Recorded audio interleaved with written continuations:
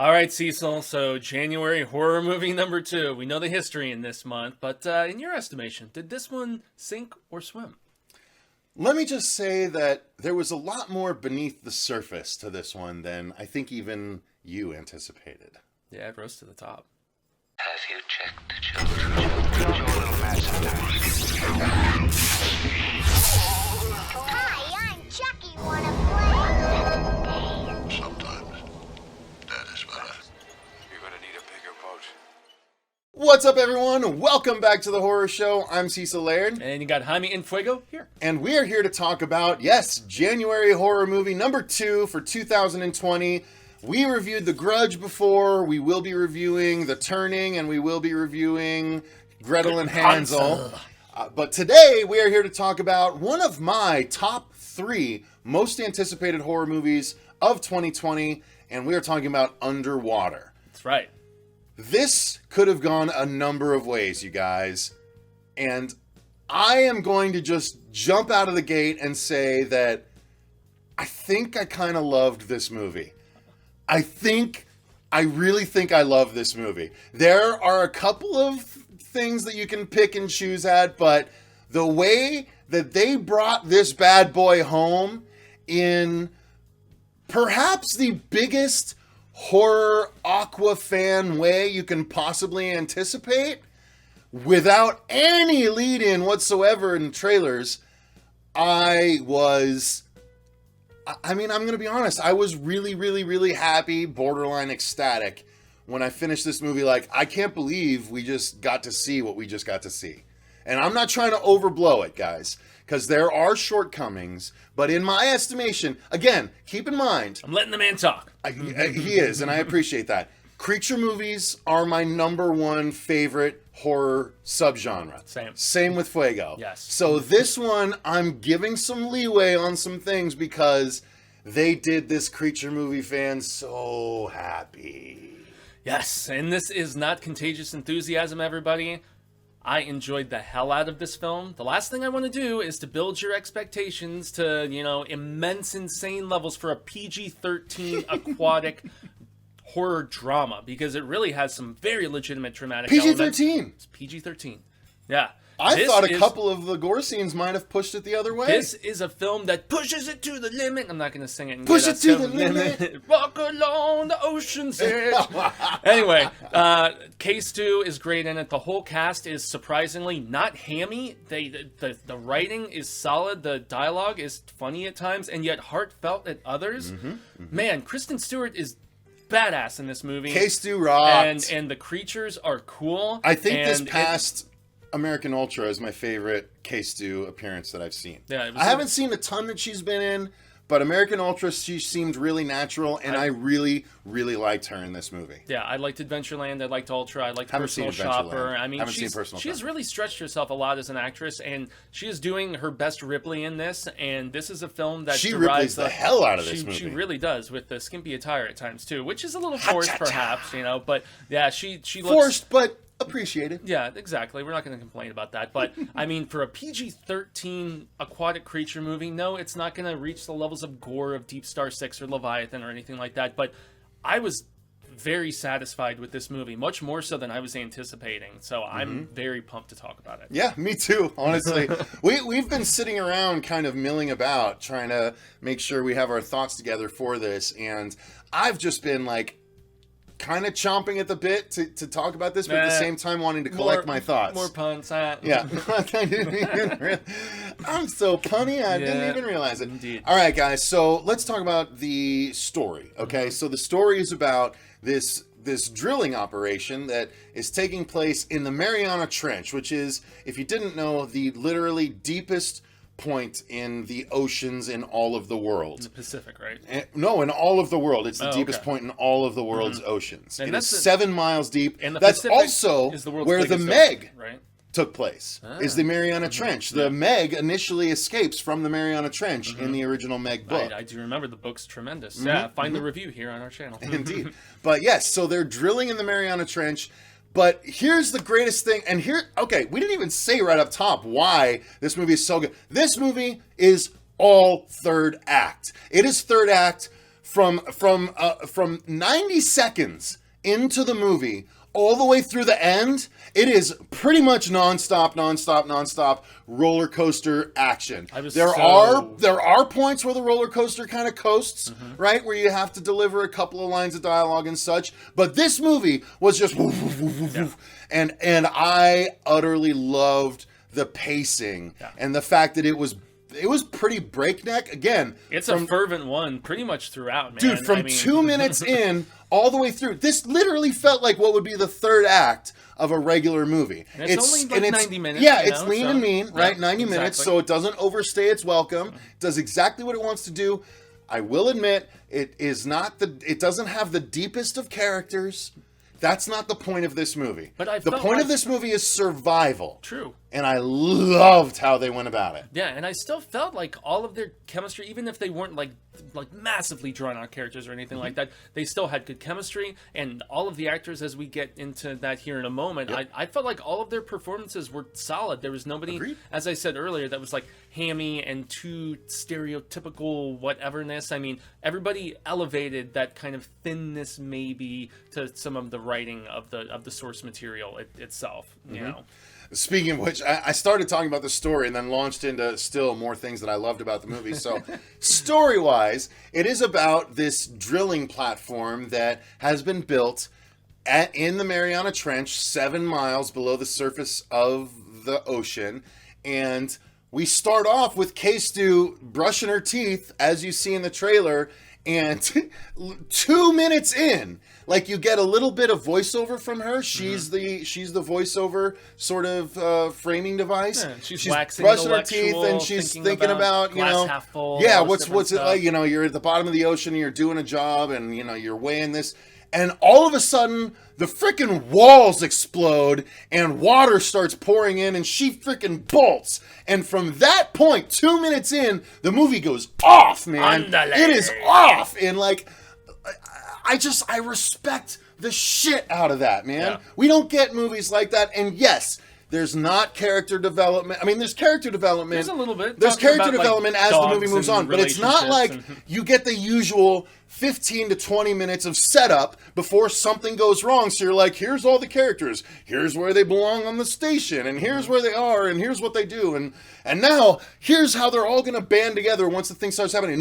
No. You see K-Stu? The walls explode, and then you meet people as she's trying to escape. I can't even stand how much I love the framing device for this, because we don't get movies like this very often. Not as often. It's so straightforward. And I mean, when we do, they're pretty bad. Yeah. Honestly, that's the thing. The execution in this movie, and we'll get more into that with the direction and set design and everything, because they're all terrific in this movie. I would say it moves at a relentless pace in the story, and really we get to this point where the remaining survivors, including the captain, including K-Stu, including this research assistant, that T.J. Miller, who is also in this movie, who does a great job. Yeah, always. He's funny. Look, he's got his issues. Behind the scenes. He has his behind the scenes issues, but man, TJ, he's actually better in this than because he became very TJ Miller, and this was like, it was still TJ Miller, but he was really likable somehow. So, well, he was a nice counterbalance to the fact that everybody else is so supremely serious, and yet he didn't feel out of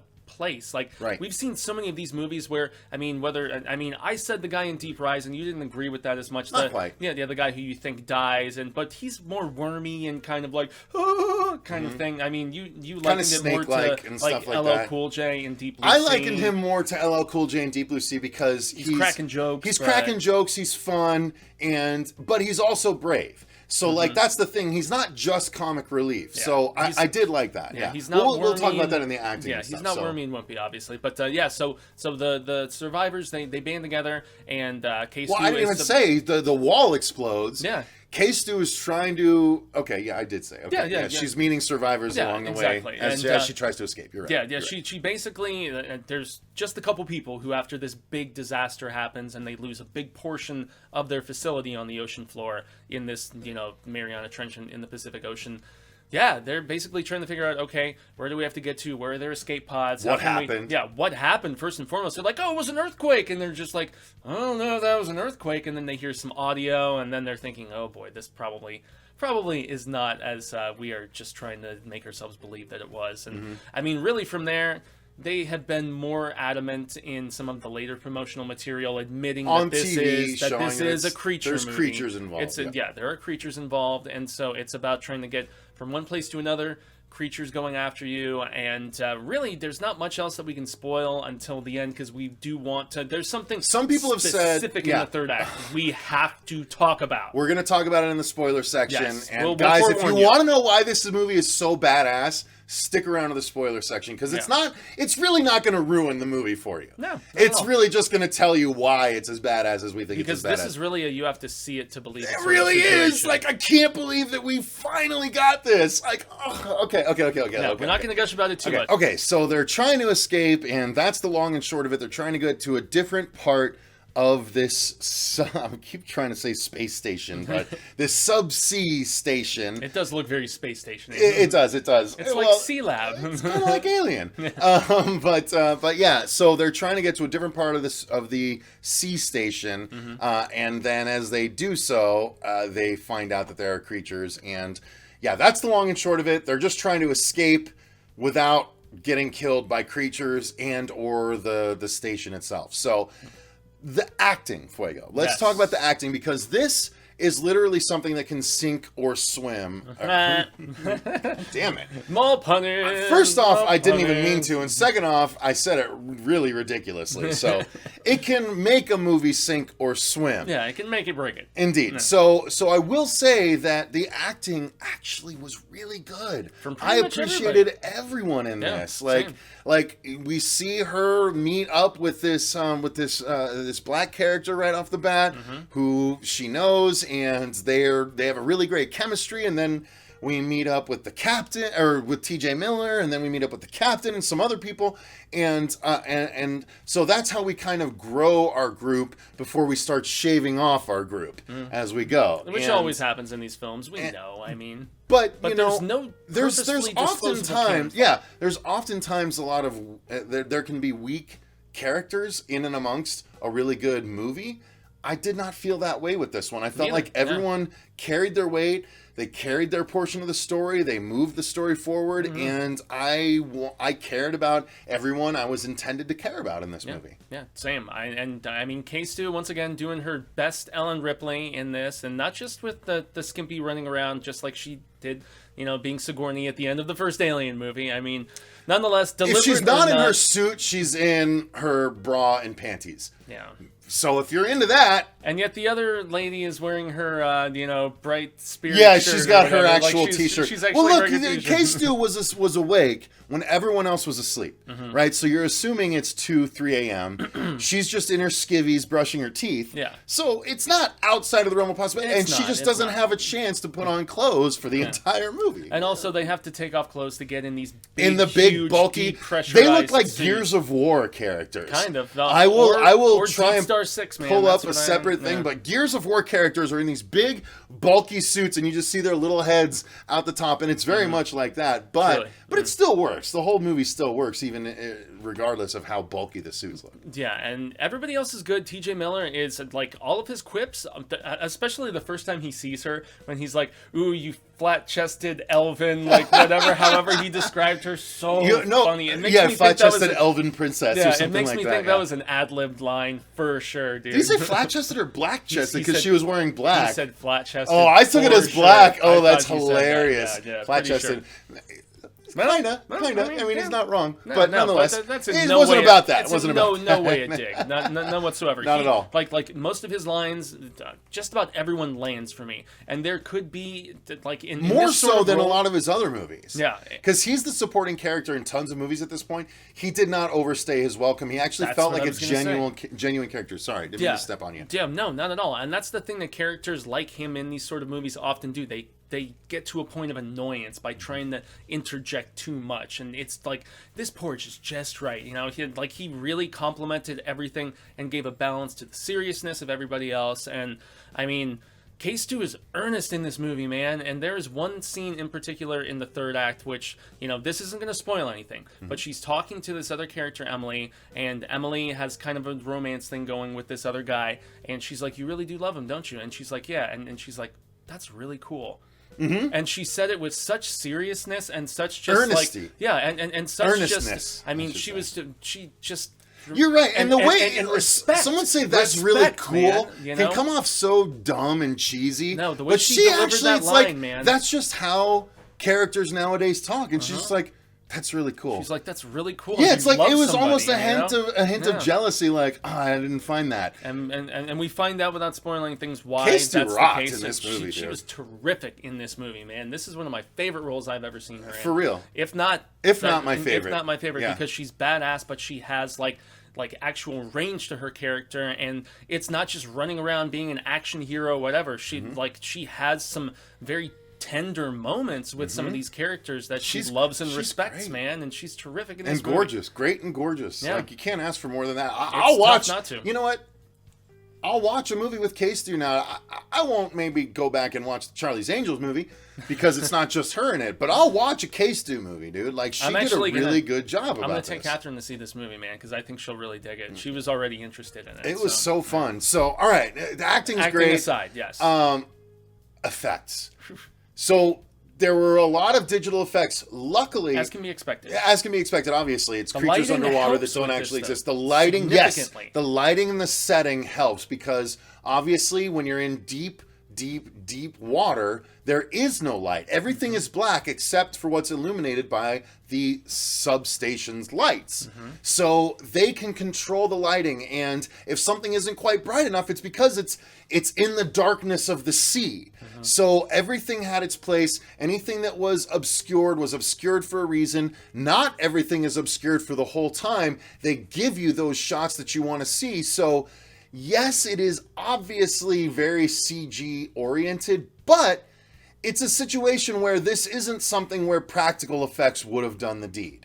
You needed the CG in this to do it right. And I think they did right by the CG. So effects-wise, while you could tell that there were certain CG things, it was only because they're creatures that you know don't exist.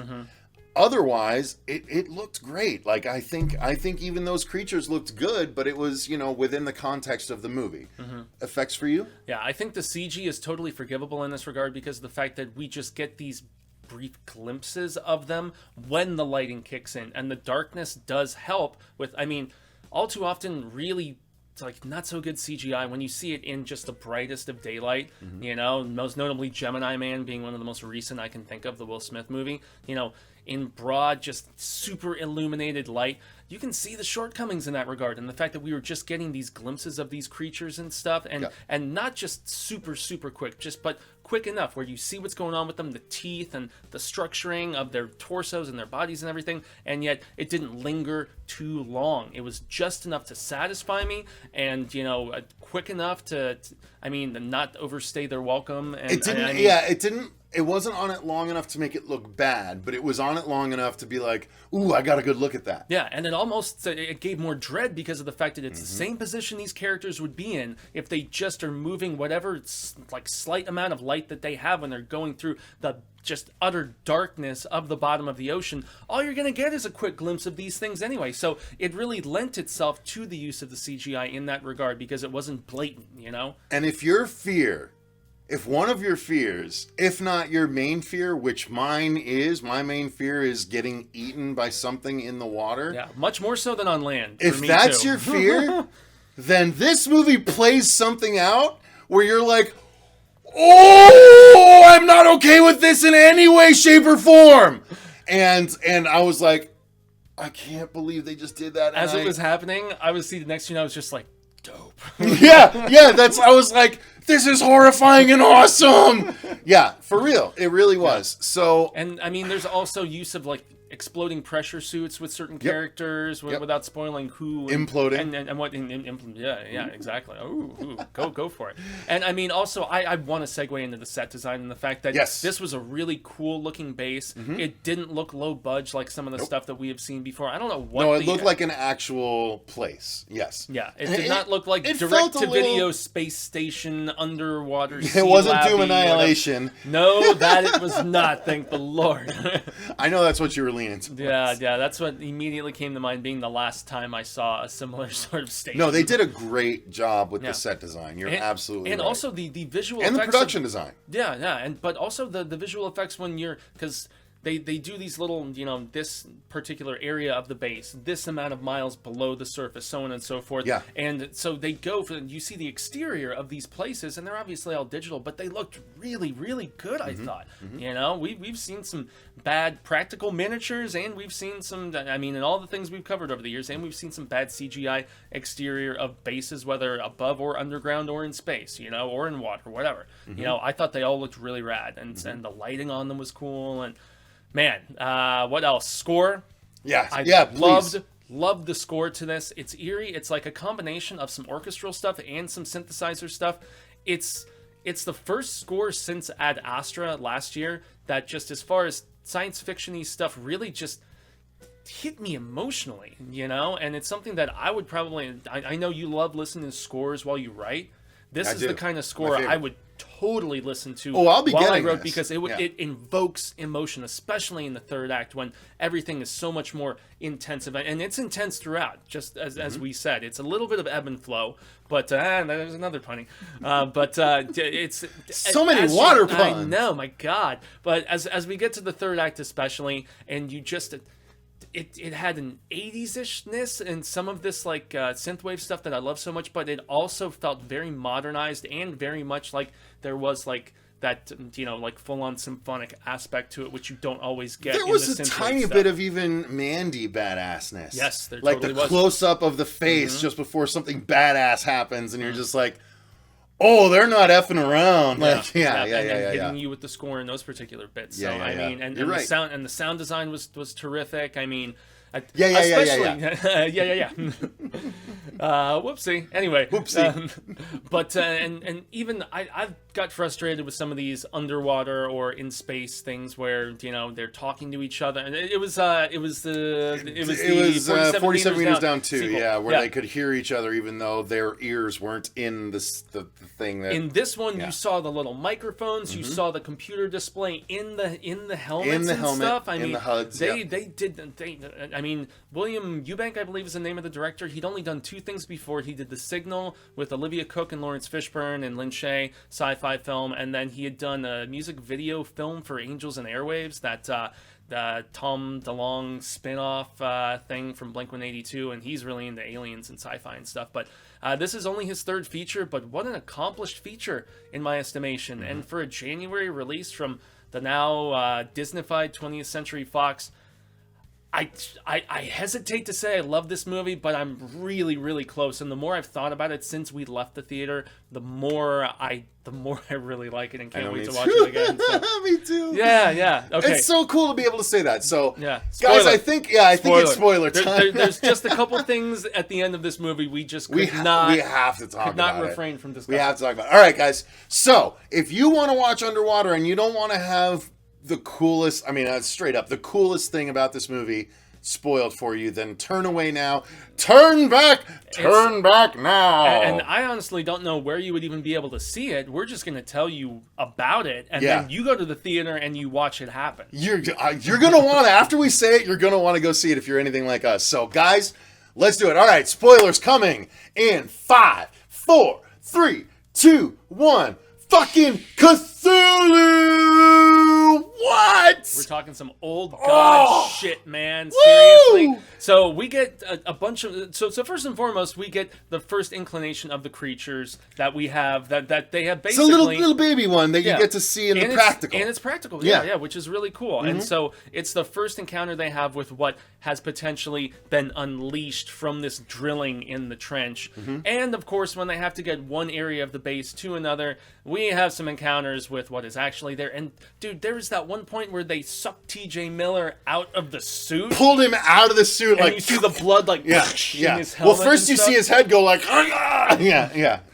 Really cool. Yeah, and the design of the creatures, they're not quite humanoid. They're humanoid-ish. But there's something to them. They have like flaps where they can swim extremely well, big heads, eyes to see in the darkness, you know, big eyes that that sheen against the lights. So you see a bunch of them at one point. Like at one point, K-Stu and a couple of the other survivors are trying to get to the final place, right? The place where they've been going for the entire movie. And then it turns out a bunch of these little creatures are just kind of huddled up together, right? Like put your hand up, like, and they're just like, we're just like asleep. We're waltzing. We're just asleep. We're waltzing. And our arms are swaying, like, right? It's like so a hibernation just sort thousands of them, and like the light hits it just right, and she's just like, oh no. And so they try and like what a move. tense scene. As and they're dragging that injured guy behind dragging them a too. body behind them, trying to squeeze between he's all on the these verge creatures of that death. are asleep.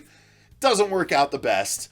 But and that leads us to the aforementioned. Oh my god! K-Stu being eaten by this thing. She gets that's right. So one of the creatures literally and they're like they're humanoid creatures except they have like little tendrils, right? They have like little and like the mouth opens wide, the elongated mouth, the elongated jaw, and it opens up and just starts eating K-Stu the whole way, and you see her whole body get enveloped by this thing before whatever she's got a little gun. Yeah, she grabs the gun like this mechanics soldering iron or something that she's got, and she like freaking blasts her way out of it and crawls out. Yeah. But she got ate, dude. She got ate. She did. And it was, I was like, ah! That's like the most scary thing to me is being eaten underwater. Yeah, although thankfully she was in this big biomechanical pressure suit. Yeah, like Gears of War cog suit, essentially. Yeah, but nonetheless, that's what rouses the rest of the creatures, and then it turns into them. And then you see, they see, right, that all of these creatures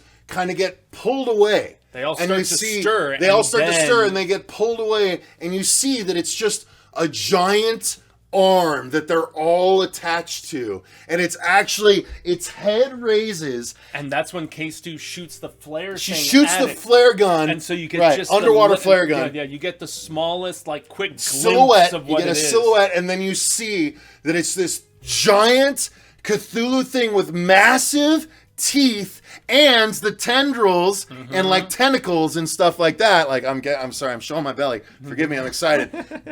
But you get the tendrils and stuff, and it's so incredible, and it's only really confirmed that it's Cthulhu when you finally see at the end when K-Stu, her two friends, she puts them in escape pods. And one is malfunctioning, so There's 3 escape pods and 3 people. One of the escape pods is malfunctioning, so she puts the other 2 people in their escape pods. And one of my favorite bits is where the other girl, after she's put her boyfriend in, she's like, no, I'm going to stay here with you, and we're going to repair it, and blah, blah, blah. And she's like, no. And she punches her right in the face. Into the escape pod. I was just like, oh, yeah. Punches her in the face, knocks her in the escape pod, sends the escape pods out. She has no escape pod, and so all she can do is detonate the station.